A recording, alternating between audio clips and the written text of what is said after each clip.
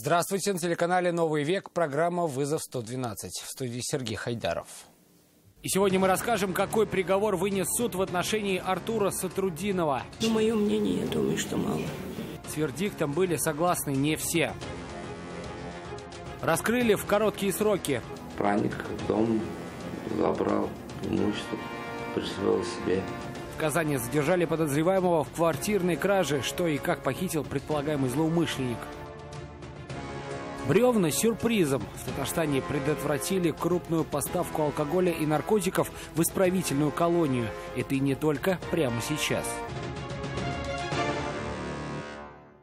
Артуру Сатрудинову вынесли приговор. Напомним, печальную славу 31-летний казанец обрел в ночь с 27 на 28 апреля, когда устроил смертельную аварию с патрульным автомобилем.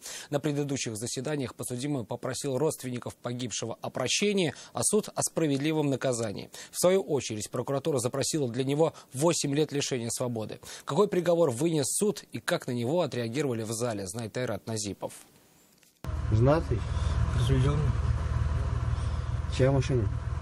Мамин. Как следует из материалов уголовного дела, в ту роковую ночь обвиняемый устроил гонки с патрульными автомобилями. Мужчина не подчинился требованиям автоинспекторов и пытался уйти от погони. Чтобы остановить стритрейсера, полицейский транспорт встал живым щитом на его пути. В результате столкновения погиб автоинспектор Юрий Матрёнин. Второй инспектор, который управлял патрульной машиной, отделался сотрясением мозга. Сегодня подсудимый услышал обвинительный вердикт. Окончательно назначить Сатрудинову наказание в виде лишения свободы на 6 лет с отбыванием в исправительной колонии общего режима. Так, Сатрудинов, приговор суда понятен вам? Да, понятно. На оглашение приговора в зале суда присутствовали родители погибшего автоинспектора. С вынесенным приговором они не согласны. Но мое мнение, я думаю, что мало. Меня бы устроило хотя бы 10 лет. Изначально его обвиняли по статье посягательства на жизнь сотрудников правоохранительного органа. Но спустя время прокуратура предложила переквалифицировать статью на нарушение правил дорожного движения, совершенное лицом в состоянии опьянения, повлекшей по неосторожности смерть человека. Но доказать, что Сатрудинов в момент аварии находился в алкогольном или наркотическом опьянении, прокуратуре не удалось. Сатрудинов отказался от прохождения медицинского освидетельствования, когда было ему предложено это сотрудниками полиции.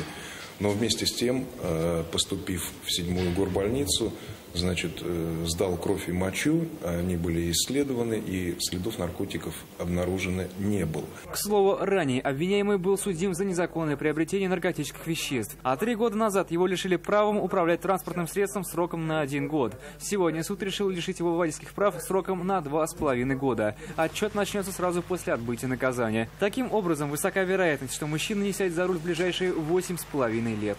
Айрат Назипов, Ленар Гинатуллин, Ильнар Кадыпов. Вызов 112. Еще один приговор вынесли сегодня в Приволжском районном суде Казани. На скамье подсудимых 5 человек. Их обвиняли в вымогательстве с применением насилия и похищении казанского бизнесмена в августе прошлого года.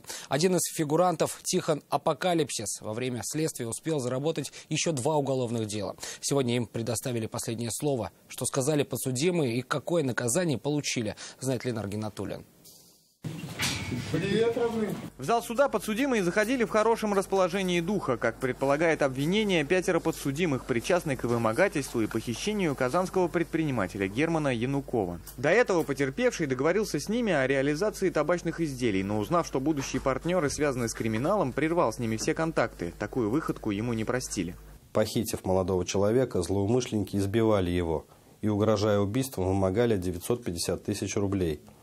9 августа примерно в 11 часов автомобиль преступников был обнаружен у дома 20 по улице Завойского. Один из фигурантов дела – Тихон Апокалипсис. Мужчина за это время, когда шло следствие, получил еще 2 статьи за оскорбление прокурора и избиение сотрудника СИЗО. За это он получил 2 года и 8 месяцев в колонии строгого режима. Впрочем, и сегодня на заседании он вел себя достаточно вызывающе. Отказываюсь от данного адвоката. Прошу мне предоставить любого другого, только не этого. Своего мужчина так и не добился, но в последнем слове высказал все, что хотел. По существу, жизнь ворам.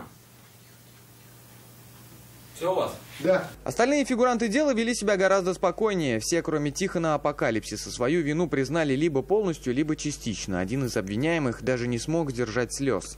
Раскаиваюсь. Прошу строго наказывать. Потерпевший бизнесмен на заседании не явился. Возможно, мужчина опасался за свою жизнь и здоровье. Думаю, что он будет себя чувствовать более спокойно, когда непосредственный преступники будут находиться в местах лишения свободы. Вот мы просим от суда такое реальное лишение свободы. Из родственников обвиняемых на контакт вышла только мать одного из них, Романа Давтяна. Женщина заявила, что никакого похищения не было, и пострадавший сам оклеветал ее сына. Его вообще нельзя лишать свободы. Вообще. Это человек, который ни разу не был осужденным. Это человек, который в этом году должен был закончить медицинский. Выслушав мнение всех сторон, суд вынес обвинительный вердикт. В зависимости от роли каждого, обвиняемые получили от 1,5 до 8,5 лет лишения свободы в исправительной колонии строгого режима. Тихона Апокалипсиса суд приговорил к 8 годам. Но не исключено, что сторона защиты будет обжаловать приговор. Ленар Гинатуллин, Ильнар Хатыпов, вызов 112. Отобрали 48 тысяч рублей, мобильный телефон и паспорт. Сообщение о разбойном нападении поступило этой ночью на единый номер вызова экстренных служб 112. Инцидент произошел на остановке на улице Софиуллина. Прибывшим на место полицейским потерпевший рассказал, что на него напали 3 мужчин. Приставив нож к горлу и забрав у него личные вещи, нападавшие скрылись. Сейчас полицейские ведут их поиски. Высока вероятность, что в отношении них будет возбуждено уголовное дело. Не дали довести кражу до конца. В одном из торговых центров на проспекте Ибрагимова задержали мужчину, который попытался украсть товары на сумму около 700 рублей. Подозрительного человека заметили сотрудники магазина. Они самостоятельно остановили мужчину и вызвали на место происшествия стражей порядка. Последние доставили задержанного в отдел полиции для дальнейшего разбирательства.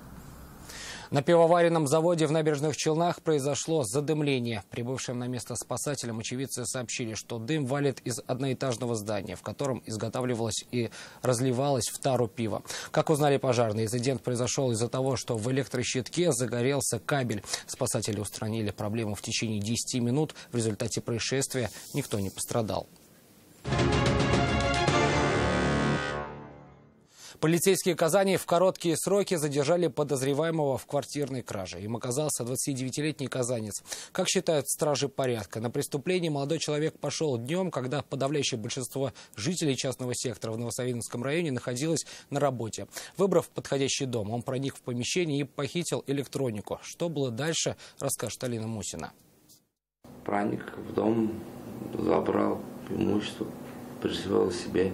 О своих похождениях молодой человек рассказал на допросе во всех подробностях. По версии полицейских, на криминальное дело он пошел днем, пока хозяйка дома была на работе. Закрытые двери не стали препятствием для предполагаемого злоумышленника. Незваный гость проник в помещение и похитил электронику на сумму 15 тысяч рублей. А каким образом проникли? Форточку открыл. Чем открывали? Там железка. Что забрали там? Телевизор и планшет. Задержать 29-летнего казанца удалось в короткие сроки. В ходе обыска в его жилище стражи порядка обнаружили похищенный телевизор. Как оказалось, в поле зрения полицейских молодой человек не впервые, ранее он уже попадался на имущественных преступлениях. Свою вину злоумышленник признал полностью. По данному факту ведется следствие в рамках уголовного дела, возбужденного по признакам состава преступления, предусмотренного частью 3 статьи 158 Уголовного кодекса Российской Федерации, кража, совершенная с незаконным проникновением в жилище. Решением Новосавиновского суда подозреваемому избрана мера пресечения в виде заключения под стражу. Алина Мусина, Айрат Назипов, вызов 112.